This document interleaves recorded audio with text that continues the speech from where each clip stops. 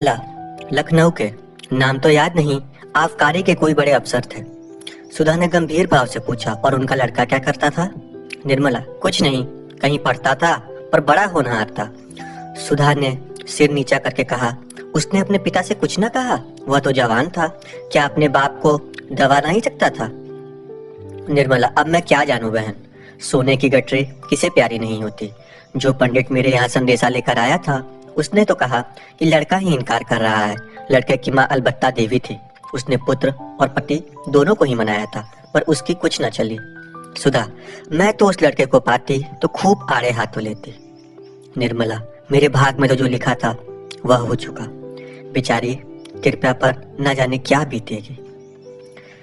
सत्या समय निर्मला के जाने के बाद डॉक्टर साहब बाहर से आए तो सुधा ने कहा, क्यों जी, तुम उस आदमी को क्या कहोगे जो एक जगह विवाह ठीक कर लेने के बाद फिर लोभवश किसी दूसरी जगह पर विवाह संबंध कर ले? डॉक्टर सिन्हा ने स्त्री की ओर कतूहल से देखकर कहा, ऐसा नहीं करना चाहिए, और क्या। युवा, यह क्यों नहीं कहते कि वह घर नीचता है, परले सिरे का कमीनापन है? सिन्हा, हाँ, यह कहने में भी मुझे इनकार नहीं है। सुधा, किसका अपराध बड़ा है, घर का या वर के पिता का? सिन्हा की समझ में अभी तक आया नहीं था कि सुधा के इन प्रश्नों का आशय क्या है। विस्मय से बोले, जैसी स्थिति हो, अगर वर पिता के अधीन हो तो पिता ही को अपराधी समझो। सुधा, अधीन होने पर भी क्या जीवन आदमी का कोई अपना कर्तव्य नहीं रह जाता? अगर उसे अपने के लिए नए कोट की जरूरत हो तो क्या वह पिता पर विरोध करके उसे रोध होकर मनवा न लेता? क्या ऐसे महत्व के विषय में वह अपनी आवाज पिता के कानों तक नहीं पहुंचा सकता? यह कहो कि वर और उसका पिता दोनों ही अपराधी है, परंतु वर अधक। बूढ़ा आदमी सोचता है, मुझे तो सारा खर्च संभालना पड़ेगा, कन्या पक्ष जितना ऐड सकूं उतना ही अच्छा। मगर यह वर का धर्म है, वह यदि बिल्कुल स्वार्थ के हाथों बिक नहीं गया तो अपने आत्मबल का परिचय दे। अगर वह ऐसा नहीं करता तो मैं कहूंगी कि वह लोभी भी है और कायर भी। दुर्भाग्यवश ऐसा ही एक प्राणी मेरा पति है, और मेरी समझ में नहीं आता कि किन शब्दों में उसका तिरस्कार करूं। सिन्हा ने हिचकिचाते हुए कहा, वह दूसरी बात थी। लेन देन का कारण नहीं था, बिल्कुल दूसरी बात थी। कन्या के पिता का देहांत हो गया था। ऐसी दशा में हम लोग क्या करते? यह भी सुनने में आया था कि कन्या में कोई ऐब है, वह बिल्कुल दूसरी बात थी। मगर तुमसे यह कथा किसने कही? सुधा, कह दो ना, वो कन्या कानी थी, कुबड़ी थी, या नाइन के पीठ की थी, या भ्रष्टा थी। इतनी कसर भी क्यों छोड़ देते हो? भला सुनूं तो उस कन्या में ऐसा क्या ऐब था? सिन्हा, मैंने तो देखा नहीं था, सुनने में आया कि उसे कोई ऐब है। सुधा, सबसे बड़ा ऐब यही था कि उसके पिता का स्वर्गवास हो गया था और वह कोई लंबी चौड़ी रकम ना दे सकती थी। इतना स्वीकार करते हो तो क्यों झेपते हो? मैं छड़ी से काम दे सकते हो, औरत जात डंडे से ही ठीक रहती है। अगर उस कन्या में कोई ऐब था तो मैं कहूंगी कि लक्ष्मी भी में ऐब नहीं थी। तुम्हारी तकदीर खोटी थी, बस, और क्या। तुम्हें तो मेरे पाले पड़ना था। सिन्हा, तुमसे किसने कहा कि वह ऐसी थी और वैसी थी? जैसे तुमने किसी से सुनकर मान लिया, वैसे ही हम लोगों ने भी सुनकर मान लिया। सुधा, मैंने सुनकर नहीं मान लिया, अपनी आंखों से देखा। ज्यादा बखान क्या करूं, मैंने ऐसी सुंदर स्त्री कभी नहीं देखी थी। सिन्हा ने व्यग्र होकर पूछा, क्या वह यहीं कहीं है? सच बताओ, उसे कहाँ देखा? क्या वह तुम्हारे घर आई थी? सुधा, हाँ, मेरे घर आई थी, और एक बार नहीं कई बार आ चुकी है। मैं भी उसके यहाँ कई बार जा चुकी हूँ। वकील साहब की बीवी वही कन्या है जिसे अपने एबों के कारण त्याग दिया। सिन्हा, सच? सुधा, बिल्कुल सच। आज अगर उसे मालूम हो जाए कि आप वही महापुरुष है तो शायद फिर वह इस घर में कदम भी ना रखे। ऐसी सुशीला, घर के कामों में ऐसी निपुण और ऐसी परम सुंदरी स्त्री का इस शहर में 2 ही 4 होंगी। तुम मेरा बखान करते हो, मैं उसकी लौंडी बनने के भी योग नहीं हूँ। घर में ईश्वर का दिया सब कुछ है, मगर जब प्राणी ही का मेल नहीं तो और वो सच कर करेगा भी क्या? धन है उसके धैर्य को उस बुढ़े खुशट वकील के साथ जीवन काट रही है। मैंने तो कब का जहर खा लिया होता, मगर मन की व्यथा कहने से थोड़ी ही प्रकट होती है। हंसती है, बोलती है, गहने कपड़े पहनती है, पर रोया रोया करती है। सिन्हा, वकील साहब खूब शिकायत करती होगी। सुधा, शिकायत क्यों करेगी? क्या वह उसके पति नहीं है? संसार में अब उसके लिए जो कुछ है वकील साहब है। वह बुढ़े हो या रोगी, पर है तो उसके स्वामी ही। कुलवती स्त्रियां पति की निंदा नहीं करती, यह कुलटाव का काम है। वह उनकी दशा देखकर कुर्ती है, पर मुंह से कुछ नहीं कहती। सिन्हा, इन वकील साहब को क्या सोची थी जो इस उम्र में ब्याह करने चले? सुधा, ऐसे आदमी ना हो तो गरीब कुंवारियों की नाव कौन पार लगाए? तुम और तुम्हारे साथी बिना भारी गठरे लिए बात नहीं करते, तो फिर ये बेचारी किसके घर जाए? तुमने बड़ा भारी अन्याय किया है और तुम्हें इसका प्रायश्चित करना पड़ेगा। ईश्वर सुहाग उसका अमर करे, लेकिन वकील साहब को कहीं कुछ हो गया तो बेचारी का जीवन ही नष्ट हो जाएगा। आज तो वो बहुत रोती थी। तुम लोग सचमुच बड़े निर्दयी हो। मैं तो अपने सोहन का विवाह किसी गरीब लड़की से करूंगी। डॉक्टर साहब ने पिछला वाक्य नहीं सुना। वह घोर चिंता में डूब गए। उनके प्रश्न मन में बार बार यही उठ रहे थे। उन्हें वकील करने लगा, कहीं वकील साहब को कुछ हो गया तो।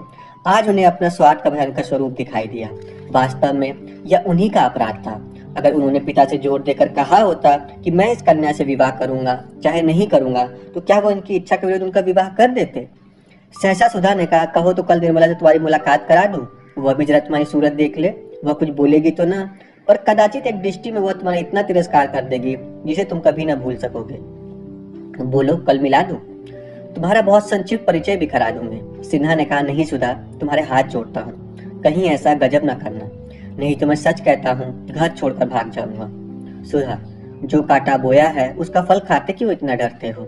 जिसकी गर्दन पर कदार चलाई है जरा उसे तड़पते भी तो देखो। मेरे दादाजी ने 5,000 दिए थे ना। अभी छोटे भाई के विवाह में 5-6 हजार और मिल जाएंगे, फिर तो तुम्हारे बराबर धनी संसार में कोई दूसरा ना होगा। 11,000 बहुत होते हैं, बाप रे बाप। 11,000 उठा उठा कर रखने लगे तो महीनों लग जाए। अगर लड़के उड़ाने भी लगे तो 3 पीढ़ियों तक चले। कहीं से बातचीत हो रही है या नहीं? इस परिहास से डॉक्टर साहब इतना झेपे कि सिर तक ना उठा सके। उनका सारा वाक चतुर गायब हो गया। नन्हा सा मुंह निकल आया, मानो मार पड़ गई हो। इसी वक्त किसी ने डॉक्टर साहब को बाहर से पुकारा। बेचारे जान लेकर भागे। स्त्री कितना परिहास कुशल होती है, इसका आज परिचय मिल गया। रात को डॉक्टर साहब शयन करते हुए सुधा से बोले, निर्मला की तो कोई बहन और है ना? सुधा, हाँ, आज उसकी चर्चा तो करती थी। उसकी चिंता अभी से सवार हो रही है। अपने ऊपर जो कुछ बीतना था बीत चुका। बहन की फिक्र में पड़ी हुई है। माँ के पास तो अब और कुछ भी नहीं रहा। मजबूरन किसी ऐसे ही बूढ़े बाबा के गले वह भी मरती जाएगी। सिन्हा, निर्मला तो अब अपनी माँ की मदद कर सकती है ना? सुधा ने तीखे स्वर में कहा, तुम तो कभी कभी बिल्कुल ये सिर पैर की बातें करने लगते हो। निर्मला बहुत करेगी तो 200-400 रुपए दे देगी, और क्या कर सकती है? वकील साहब का यह हाल हो रहा है, उसे भी तो अपनी पहाड़ से उम्र काटनी है। फिर कौन जाने उनके घर का क्या हाल है। इधर 6 महीने से बेचारे घर बैठे हैं। रुपए आकाश से थोड़े ही बरसते हैं। 10-20 हजार होंगे तो बैंक में होंगे। कुछ निर्मला के पास तो रखे ना होंगे। हमारा 200 महीनों का खर्च है, क्या उनका 800 महीनों का भी ना होगा? सुधा को तो नींद आ गई, पर डॉक्टर साहब बहुत देर तक करवटें बदलते रहे। फिर कुछ सोचकर उठे और मेज पर बैठे एक पत्र लिखने लगे। 3 बातें एक ही साथ हुई। निर्मला की कन्या ने जन्म लिया, कृष्णा का विवाह निश्चित हुआ और मुंशी तोताराम का मकान नीलाम हो गया। कन्या का जन्म तो साधारण बात थी, यद्यपि निर्मला की दृष्टि में उसके जीवन की सबसे महान घटना थी। लेकिन शेप दोनों घटनाएं असाधारण थी। कृष्णा का विवाह ऐसे संपन्न घराने में क्यों कैसे ठीक हुआ? उसकी माता के पास तो दहेज के नाम कौड़ी भी न थी। और इधर बूढ़े सिन्हा साहब जो पेंशन लेकर घर आए थे, बिरादरी में महालोभी मशहूर थे। वह अपने पुत्र का विवाह ऐसे दरिद्र घराने में करने में राजी कैसे हुए? किसी को ऐसा विश्वास न आता था। इससे भी बड़े आश्चर्य की बात मुंशी जी ने वकील का नीलाम होना, यानी मकान का नीलाम होना था। लोग मुंशी जी को अगर लखपति नहीं तो उसे बड़ा आदमी अवश्य समझते थे। उनका मकान नीलाम कैसे हो गया? बात यह थी कि मुंशी जी ने एक महाजन से कुछ रुपए कर्ज लेकर गांव में एक घर ले रखा था। उन्हें आशा थी कि 7-8 साल में वह रुपए पटा देंगे, फिर 10-5 साल में उस गांव पर भी कब्जा कर लेंगे। वह जमींदार असल और सूद के कुछ रुपए अड़ा करने में असमर्थ हो जाएगा। इसी भरोसे पर मुंशी जी ने वह मामला किया था। गांव बहुत बड़ा था, 400-500 रुपए नफा होता था, लेकिन मन की सोची हुई मन में ही रह गई। मुंशी जी के दिल को बहुत समझाने पर भी कचहरी न जा सके। पुत्र शोक ने उनमें कोई काम करने की शक्ति ही नहीं छोड़ी। कौन ऐसा हृदय शून्य पिता है जो अपने पुत्र की गर्दन पर तलवार चलाकर चित्त को शांत करने में लग जाए? महाजन के पास जब साल भर तक सूद न पहुंचा और उनके बार बार बुलाने पर मुंशी जी उनके पास गए, यहाँ तक कि पिछली बार उन्होंने साफ साफ कह दिया कि हम किसी के गुलाम नहीं हैं, साहू जी जो चाहे करे।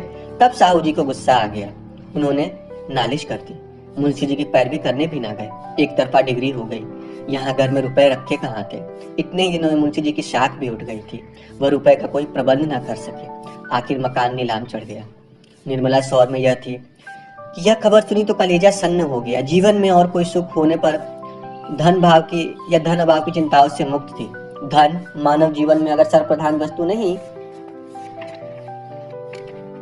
तो वह उसके बहुत निकट की वस्तु अवश्य है। और प्रभावों